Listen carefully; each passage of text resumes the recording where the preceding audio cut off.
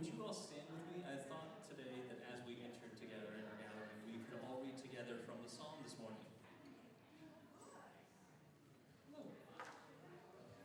We will... Yes. Are we ready back there with the slide?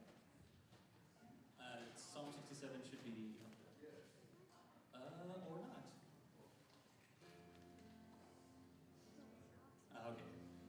All right. Oh, there we go. Okay. So we're going to do a little bit of call response. I'm going to start us off, and then we'll all join together, and then go from there. All right. May God be gracious to us, and bless us, and make His face shine on us, so that your ways may be known on earth, your salvation among all nations. May the peoples praise you, God. May all the peoples praise you. May the nations be glad and sing for joy. For you rule the peoples with equity and guide the nations of the earth. May the peoples praise you, God. May all the peoples praise you. The land yields its harvest. God, our God, blesses us. May God bless us still, so that all the ends of the earth will fear Him.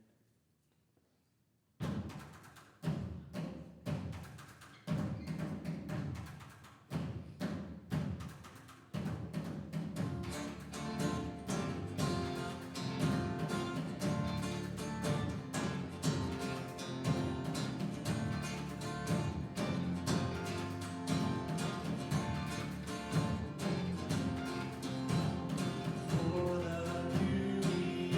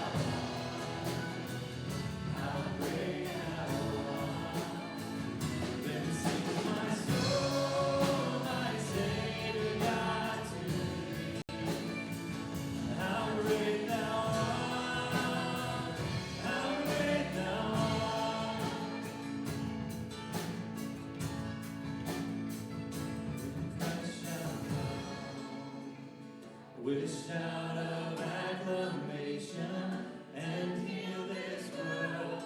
What joy shall fill my heart? Then I shall bow in humble adoration, and then proclaim, my God, how great thou art. Then sings my soul, my Savior God to me. How great thou art, how great thou art. Then sings my soul, my Savior God to me. How great thou art, how great thou art, how great thou art, how great thou art. Will you pray with me this morning? God, thank you for being in this place and for a team that dedicates their time so that we can be led into worship. And I pray for whatever the situations are that we brought in here today, that we don't feel like we have to leave them in the door, but there is room for all of them. That you are in them even when we can't tell you are.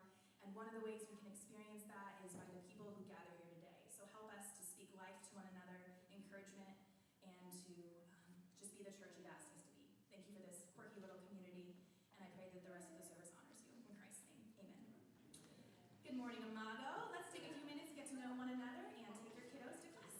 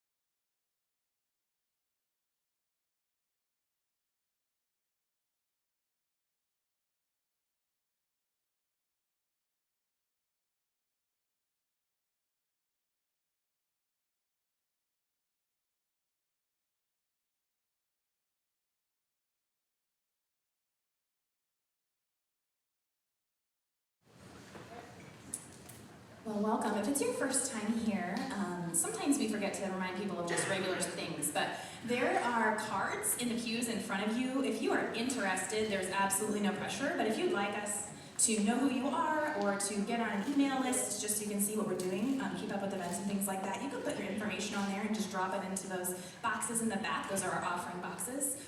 We don't pass a plate or anything. You can always just give that way or online. So that's just another way to get connected. Lena, hi Matt, hi, I didn't know you guys were here. Good to see you. Okay. Anyway, sorry, that was weird. Okay, so a couple announcements. We have our all-church picnic coming up on June 9th. We rent out 2 shelters at Detweiler Park. All the information is in the notes, and the basics are everybody's invited.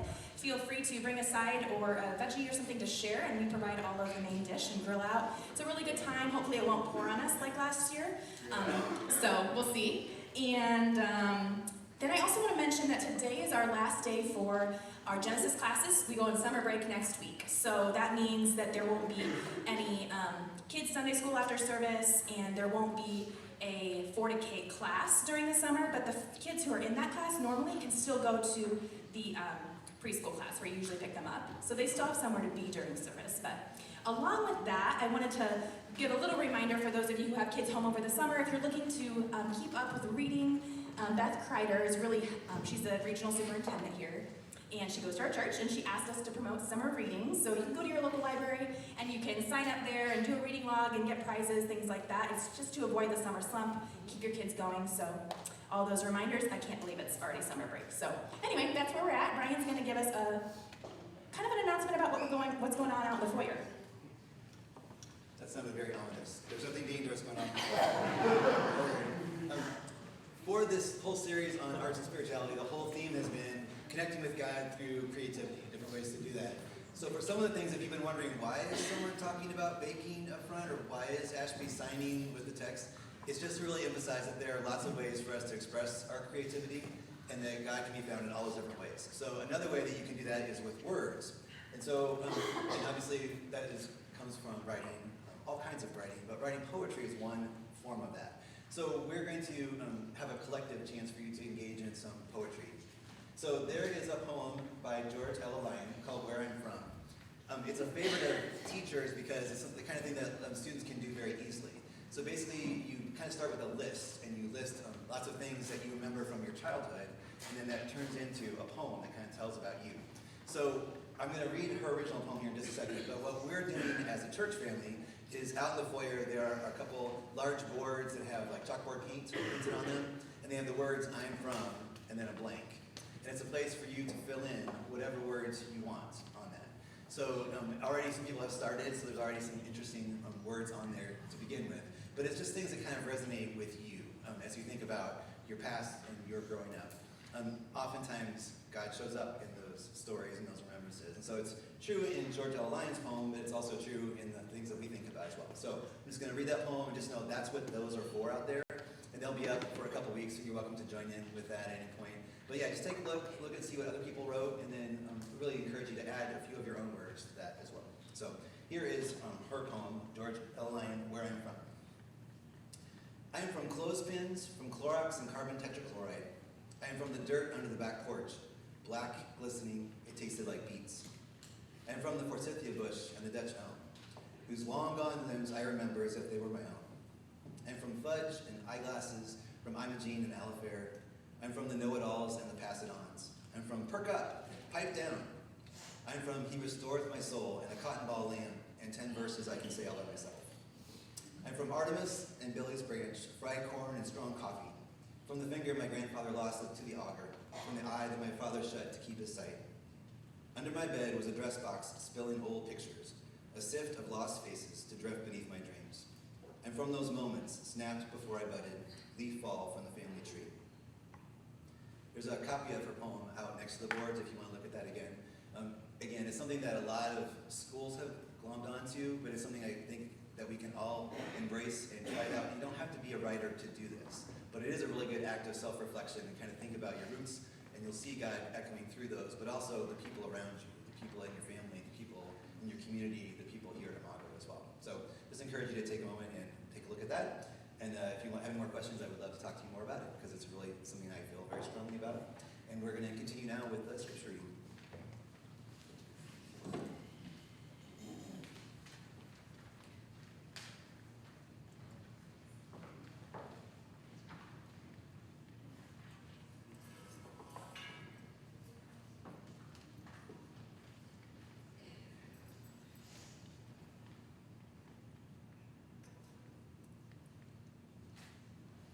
This morning's passage comes to us from Isaiah 61, verses 1 through 4 from the New Living Translation.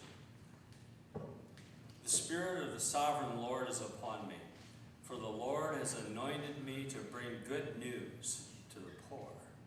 He has sent me to comfort the brokenhearted and to proclaim that captives will be released and prisoners will be freed. He has sent me to tell those who mourn that the time of the Lord's favor has come, and with it the day of God's anger against their enemies.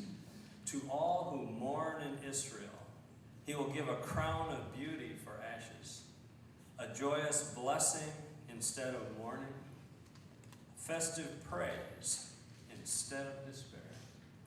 In their righteousness they will be like great oaks that the Lord has planted for his own glory. They will rebuild the ancient ruins, repairing cities destroyed long ago. They will revive them, though they have been deserted for many generations. This is the word of the Lord.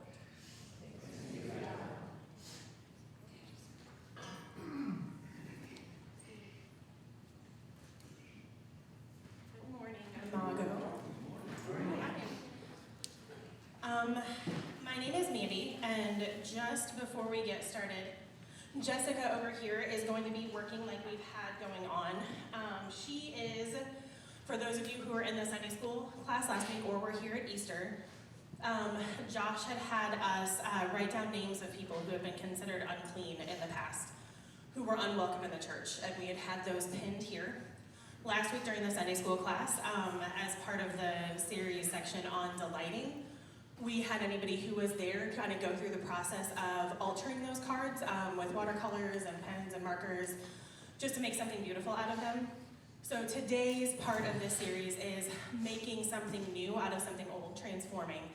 And so Jessica is going to be taking what we all did, and she's going to be creating a new piece of art on the canvas that's up there. So it's kind of a painting, sculpture, collage-y, collaborative sort of whatever. But anyway, so that's what Jessica is going to be doing for us. My name is Mandy. I don't remember if I said that part, but the series that we have been working through has been intended to help us see the different ways that art in its various forms kind of intersects with our spirituality, the idea that we're made in the image of God, that sort of thing. So today, we're going to be talking through the process of transformation. I want to start by looking at cycles of creation, destruction, and rebirth in Scripture. And then we're going to talk about some of those same patterns of death, life, and rebirth in our own human experiences, and then how creative expression can support us through those different phases. So before we get into the larger scope of the biblical section, I guess, we read one of the core passages just now, as is our custom. What are your thoughts or experiences with that passage in Isaiah? Where have you seen it used? Have you seen it applied? What do you know about the context? And I'm super okay with awkward silence, so take as long as you need.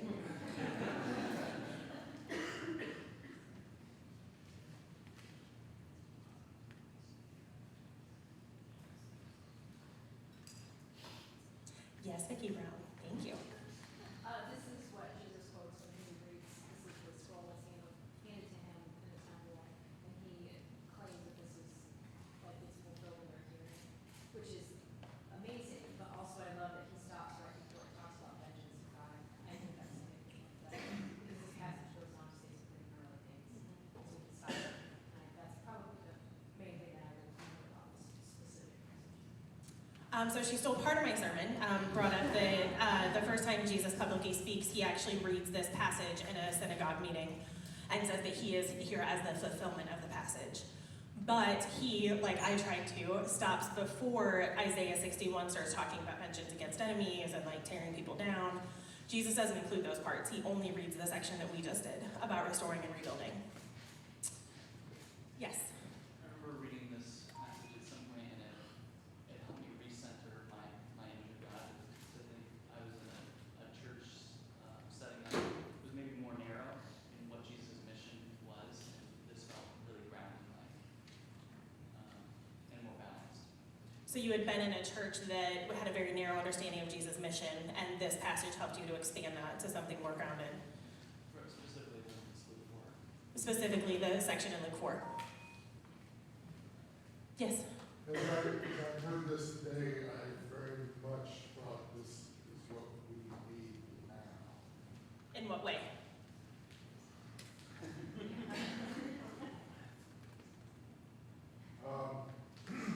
What is it? Politically. So this is what we need right now politically. Politically, socially, virtually every way. I feel like we are in a very serious time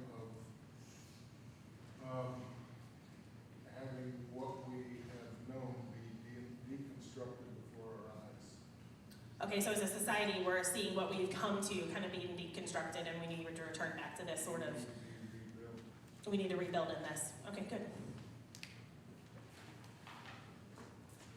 So in my charismatic days, which were very but shaping, I went to ORU for seminary, and when we got there, sorry it's come along, but when we got there was this expectation, and everybody had a very strong sense of what they were going to do after they graduated from seminary, and I never really did. There was a very interesting evening of worship we would attend every Friday night, which was like 4 hours long, because that's what charismatic people do. And so while I was there that evening, I was like, okay, God, show me something that helps me know what direction my life is supposed to be. And I really felt, and I still do to the day, whether or not it was God, I don't know, but I felt that moment that it was leading me to this passage. And as I've seen the experiences of my life play out in the last 15 years, it seems to be really lined up with this, so I think that's really kind of cool. So even though I don't know exactly what happened in that moment, the passage still speaks to me that teens as I evolve, maybe more politically or socially or however. So as a young person, you felt like you kind of were drawn to this passage for your calling, and you've seen that kind of confirmed. And I think a lot of us in that time did, regardless of what age we were. We've been drawn back to this, kind of like Mike is saying, like there's been something drawing us to this more and more. So, anybody else? Oh, yep.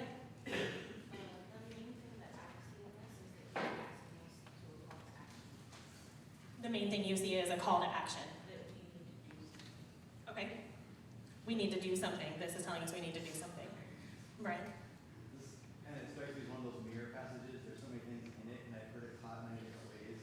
And it feels like the way that you talk about this passage shows more about you than it actually shows about God in some ways. The things of Okay. So you've heard this talked about a lot in a lot of different ways, and you feel like the interpretation of the person reflects more about us than what it's saying. Okay. So if we were to ask every person in this room, watching, listening online, what you believe to be true about the Bible, in our community, being as diverse as it is, you would hear everything from it is the literal, inerrant Word of God transcribed through human vessels directly from the mouth of God, to it's a collection of myths and histories of the ancient Jewish people and their socio-religious identity, and the record of the then new movement of religious people who were centered around Jesus of Nazareth, and everything in between, which I think is a great thing. One thing that I do believe is true about the Bible, regardless of where you fall on that line though, is that you can find really beautiful themes woven from beginning to end. The Bible's, got over 44 authors. It was written over 2 centuries in 3 different languages over the course of a bunch of different countries. And yet you can find these really beautiful themes and evolutions of the same concepts from Genesis to Revelation. Kingdom, covenant, forgiveness, grace and law, all of those things, sacrifice, you can see them from beginning to end kind of develop. And one of those themes is the idea of restoration, of things developing from one thing to another, death, birth, and rebirth, or birth, death, and rebirth. In Genesis 1, from the very beginning, I had a very cute little video we were going to play, and then I super mucked it up. So those are not going to play, but they were time lapses of a seed growing into a plant and a dandelion coming into the little puffy bits. So those are not going to play, but just so you know, they were there. Whatever you believe to be true about creation, what happened in Genesis 1, literal 6 days or figurative, however that all went down, I think we can all agree that embedded into every molecule that was created is the potential for creation, regeneration, and destruction. There's this amazing capacity to grow, to heal, or to destroy. Reproduction, photosynthesis, regeneration, we see these play out over and over and over again in our natural world. And the reality is that energy doesn't stop. So when a living creature dies, its energy somehow continues on. Flesh turns into either food or fertilizer. It's consumed or it degrades, becoming, in either case, something that new life comes from. When we get into the story of Israel, moving past Genesis, we see that there is a constant cycle of life, sin, death, and rebirth. And the cycle is very clearly followed from Moses all the way through to the end of the prophets. God offers a covenant where he will bless Israel if they fulfill their part of the covenant in being faithful to him and reaching out to the nations around them. They agree to that, they receive blessing, then they get jealous of the nations around them. In one way or another, they fall away from that covenant, they destroy that covenant. God allows the consequences of that to play out in all sorts of various ways. They cry out to him to save them. He does so because he's faithful even when they aren't. He rebuilds them, he restores the covenant, and then it starts all over again. The prophets came at different times throughout those cycles and at different times throughout the history of Israel. So we see the prophets usually speaking one of three messages. A warning, you guys are way off course, you're doing all sorts of horrible things, usually had to do with their treatment of the poor, amongst others. You gotta get it right, otherwise God is gonna let the nations around you take over, because there is no logical reason that you should be a powerhouse in the world right now, because you're puny. He is keeping you strong, so please do the things that he needs you to do so that you can be a proper representation in the world. That's one. Two is, okay, it's coming, it's imminent, this is what you need to do once you go into exile to make things right, because at this point you've gone too far. And the third is, okay, things super suck right now. You are not at all where you thought you would be. You're in exile or you're conquered, but there's still hope. God is still faithful to you. God is still there and he's still willing to restore you. These are the things you need to do now and then when that happens. The cool thing about Isaiah is that he speaks at all three of those stages, or whoever wrote Isaiah. A lot of times people will say that it could be one of three different authors or all sorts of things, but regardless, the book covers all three of those messages. By the time we get to our passage today, Isaiah 61, they have moved into the have hope stage. So he says to them, the Spirit of the Sovereign Lord is on me because the Lord has anointed me to proclaim good news to the poor. At this time, that's Israel. They are the poor. They've been taken out of the land that they were promised. They've been scattered into all sorts of other countries. And so he says, they've sent me to bind up the brokenhearted, that's Israel, to proclaim freedom for the captives, that's Israel, to proclaim the year of the Lord's favor and the day of vengeance for our God, to comfort all who mourn and provide for those who grieve in Zion. He's still talking about Israel. To bestow on them a crown of beauty instead of ashes. Ashes were used for grieving at the time, sackcloth and ashes, that sort of thing. A garment of praise instead of a spirit of despair. They will be called oaks of righteousness, a planting of the Lord. At that time, the idea of an oak tree, it symbolized like something strong and immovable. They will be called oaks of righteousness, a planting of the Lord for the display of his splendor. They will rebuild the ancient ruins and restore the places long devastated because their country had been annihilated and torn down. They will renew the ruined cities that have been devastated for generations. So we have to remember that at this time, this was a message to the people of Israel of hope, that God was going to restore them. Something else that we need to remember is that for the people at this time in Israel, and all throughout the Old Testament, their understanding of being right with God was physical health, wealth, and security. And that wasn't like materialistic of them, just in that time. If things were going well, that meant that you were right with God. And if things were not going well, that meant you had done something wrong and you needed to fix it. So for their worldview, the restoration of the actual city of Jerusalem, the actual nation, would have been a sign that they were right with God again.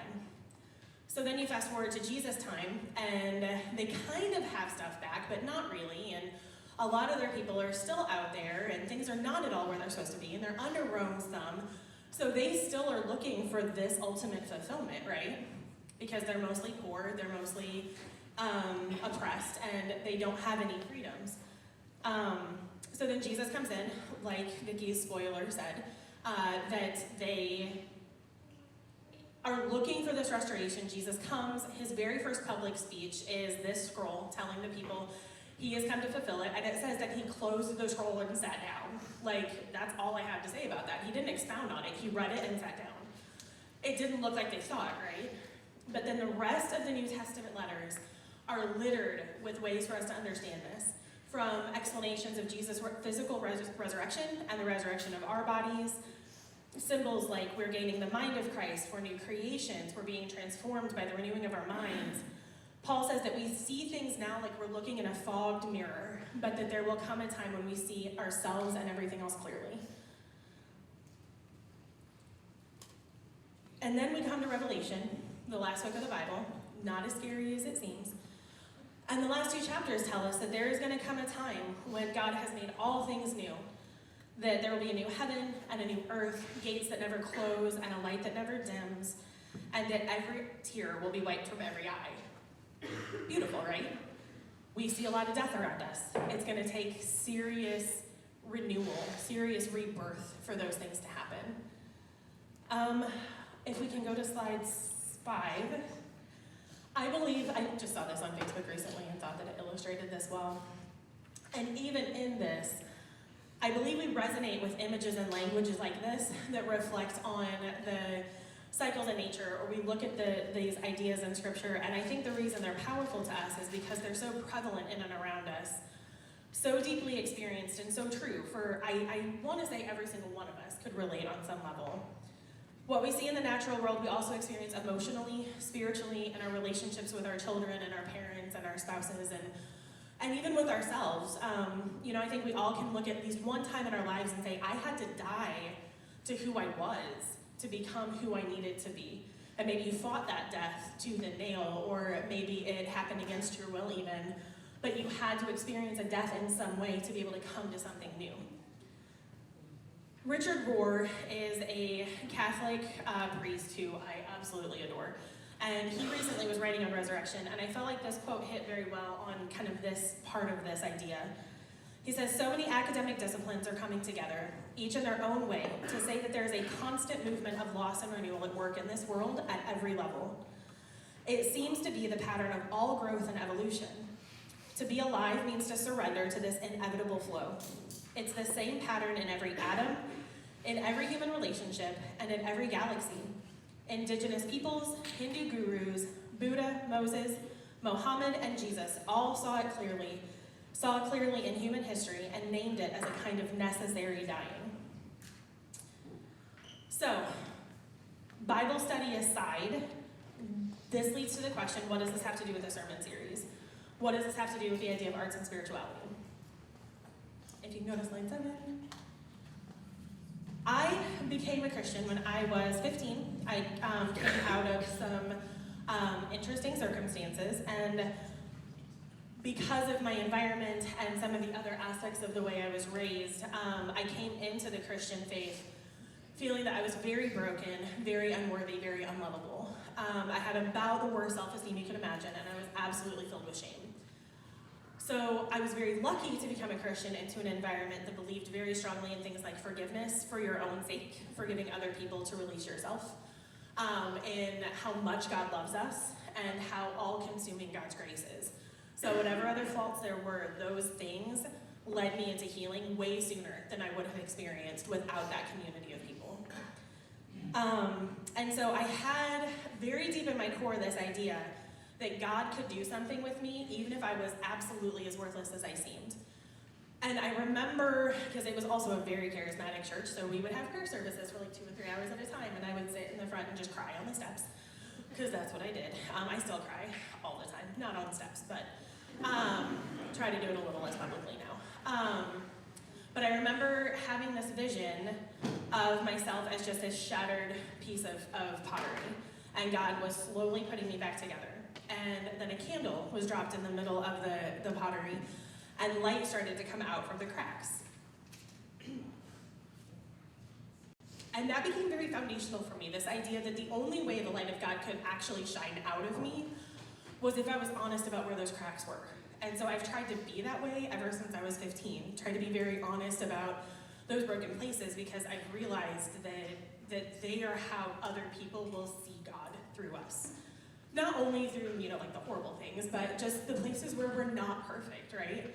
I don't know how we ever got the idea that to be a Christian meant you had to look like you had it all together, because man, does that block the light, And this was years before I heard, but it's an amazing symbol of the Japanese art. I'm not going to try to pronounce it because I will get it wrong. But I had heard about it years later, this idea that they would take broken pottery and use gold to restore it so that it ends up being an even more beautiful piece because of the cracks that were in it, right? I don't want to be misunderstood here, and I'm about to say a naughty word for the kids in the room, but I can't think of another way to put this. I've tried, I promise. The things that broke me were not good. I don't believe they had to happen for good things to come. I don't believe that they were God's will so that he could do a work in me. I don't want to offend anybody who holds on to those beliefs, but I very strongly, I just don't. When abuse or neglect or addiction or violence or loss of power or spiritual violation occur, or the loss of a child, loss of a loved one, anything that shatters us, it's never good. Even if it broke something that needed to be broken, it's not good. The thing in and of itself is not good, right? I don't believe that that's true. If there's shit in the house, you can't just spray paint it gold and put some glitter on it and expect it to not rot and stink up everything else and bring even more bad stuff in.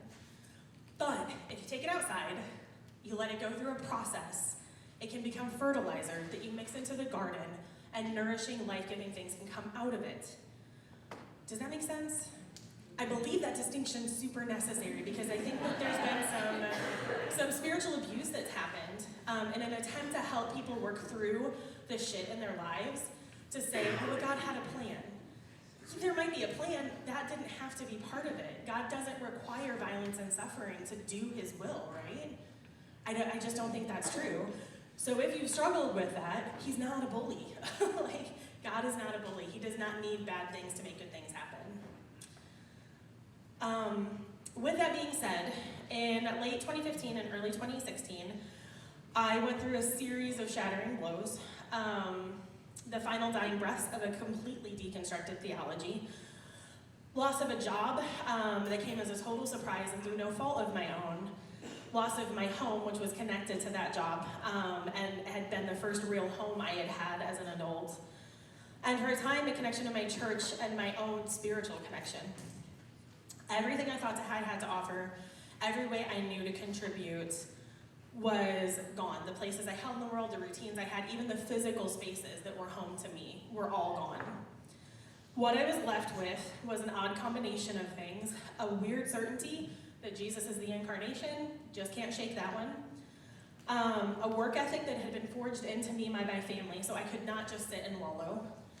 And a stupidly, ridiculously, illogically committed support system, many of whom are sitting in this room. But through all of that, I also lost my voice. And what I mean by that is that I have been writing since I could hold a pen. I have been waxing eloquent on everything under the sun in leather-bound, smell-the-pages journals since I could begin. I've been writing bad poetry since middle school. I had never not been able to process what I needed to with a pen and paper. Through the loss of everything I used to identify myself during that time, I didn't have any words. I would stare at blank pages, I would stare at blank screens, didn't know myself, didn't recognize my life, had no idea, and if it hadn't been for my partner and the friends that were around me, I really don't know what I would have done, because I had no anchor. I was just kind of floating in space. I couldn't read. Every book that I picked up felt like it was 1,000 pounds. Everything just felt really empty and made me really tired.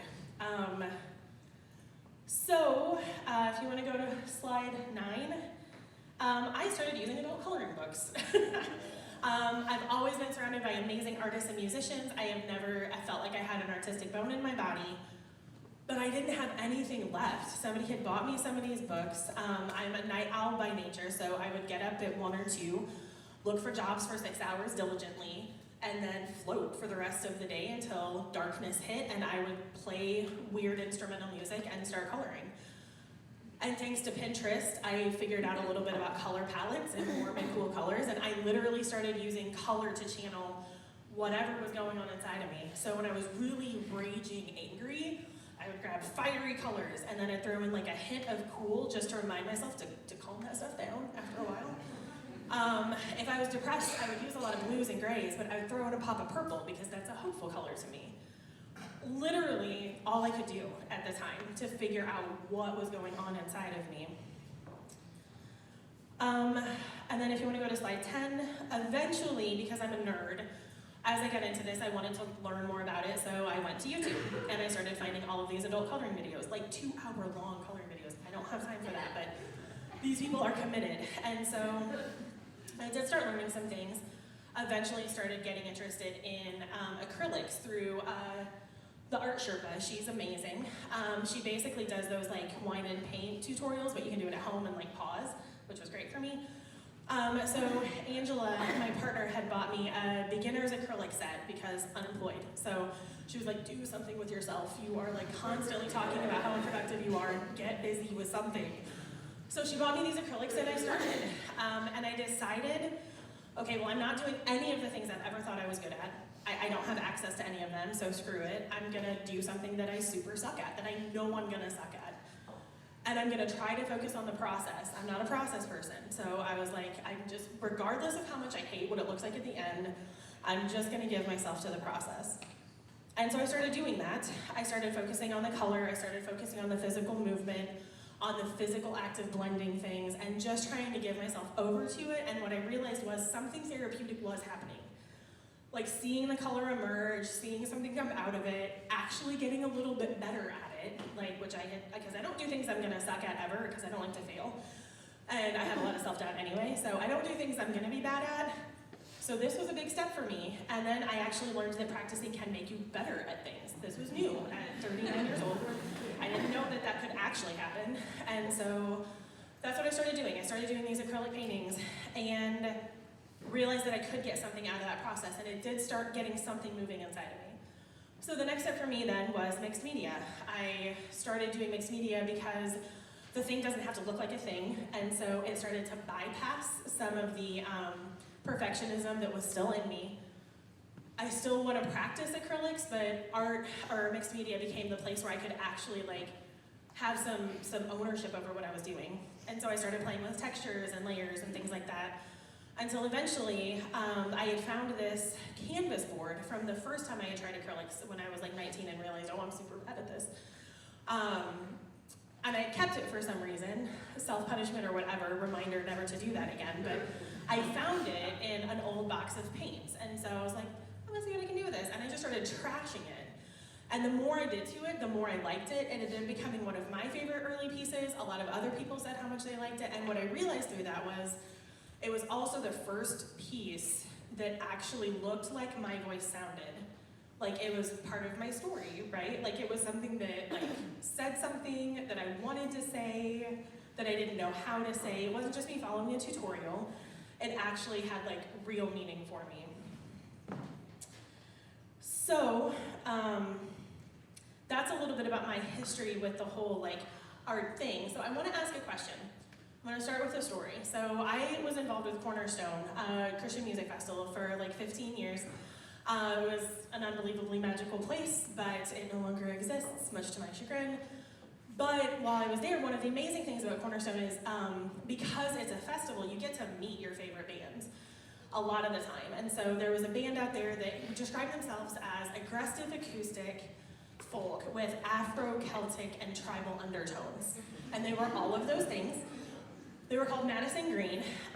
They were very hippie, very earthy, talked a lot about cycles and rhythms and things like that. And they had a hand drummer. He played like 50 instruments, but he was like Jason Momoa imposing, big black long dreads. And he had this drum that was like the size of this stage that he would come out and straddle and just pound on. It was amazing. super big, cuddly, like teddy bear too, but he was really just an amazing guy. And so he was running a hand drumming like workshop for adults. So I show up and he's like, how many of you would say that you have no rhythm? And my hand shot up with like most of the other people. And he did this beautiful thing that, as cheesy as it is, it chokes me every time. He said, I want you to feel your pulse. And so you did. And then he said, I want you to think about the rhythms of your sleep. And he used a couple of other examples, and he's like, rhythm is wired into us as humans. No human being can live without rhythms.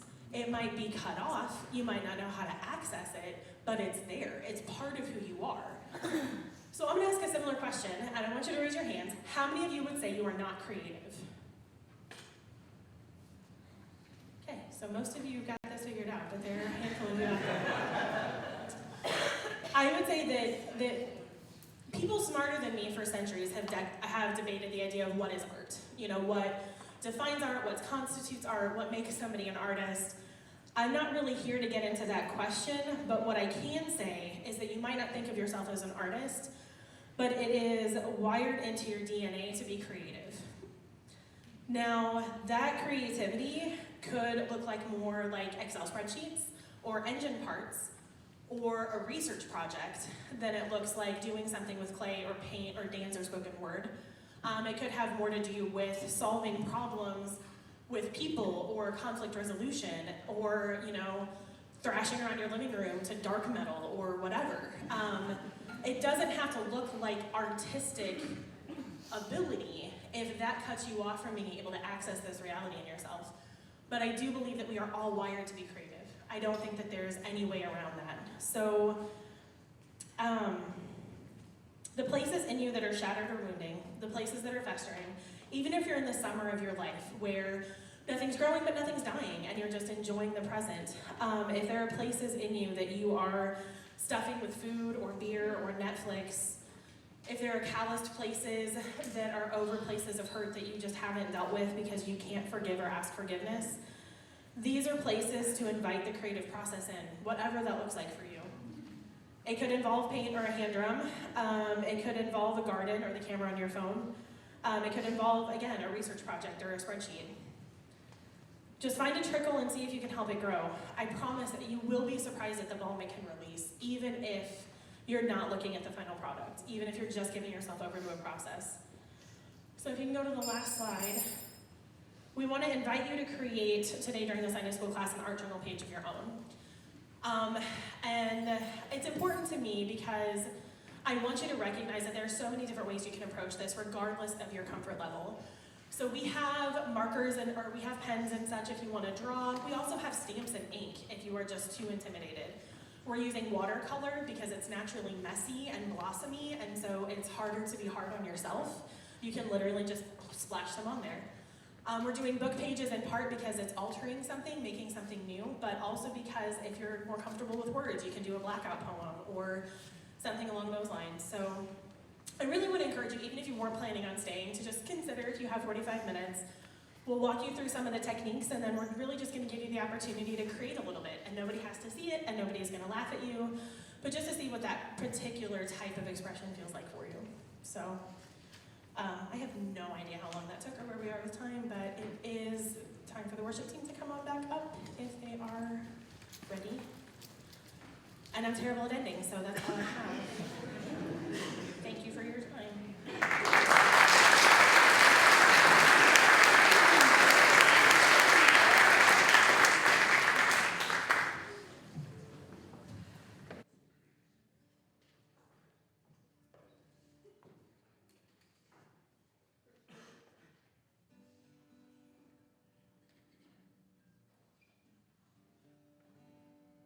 All right, would you please stand with us as we sing?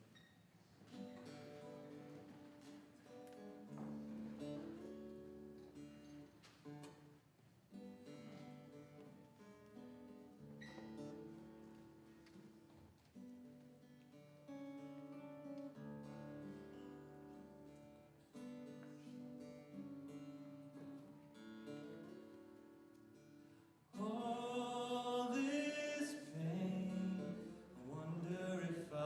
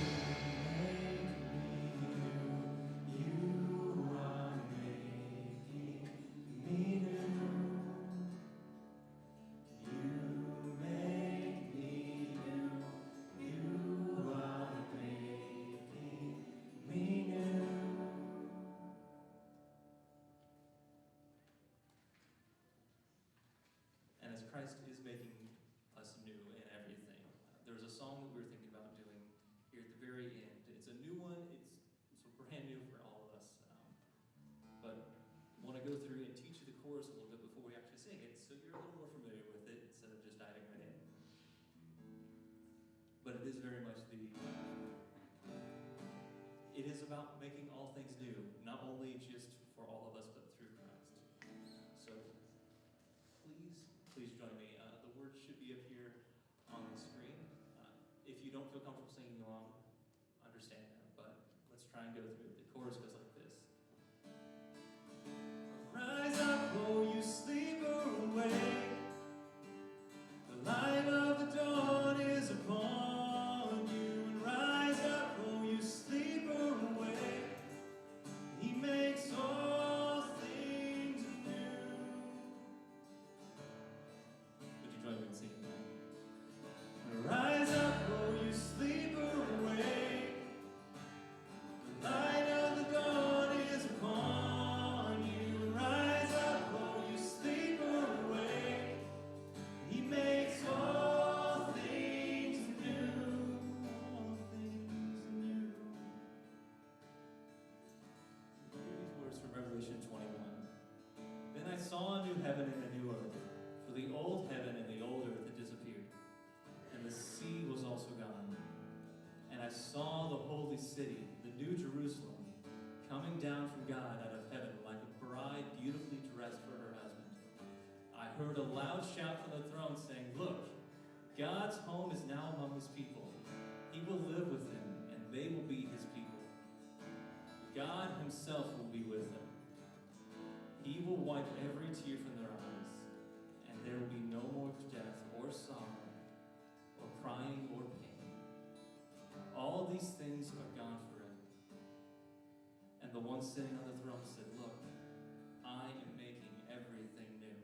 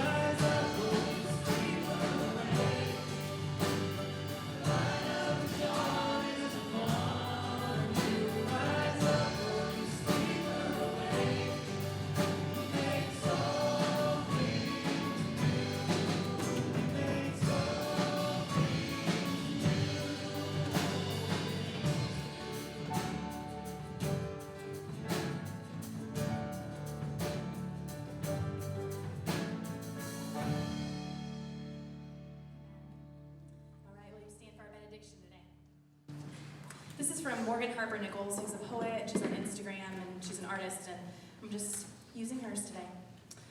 Even for those feelings that cannot be put into words, and for those quiet, somber hours where the loss is sinking in, may you find your way to the place where light pours through the window and onto the floor, where you are reminded that even here, there is so much more in store. Go in grace and peace.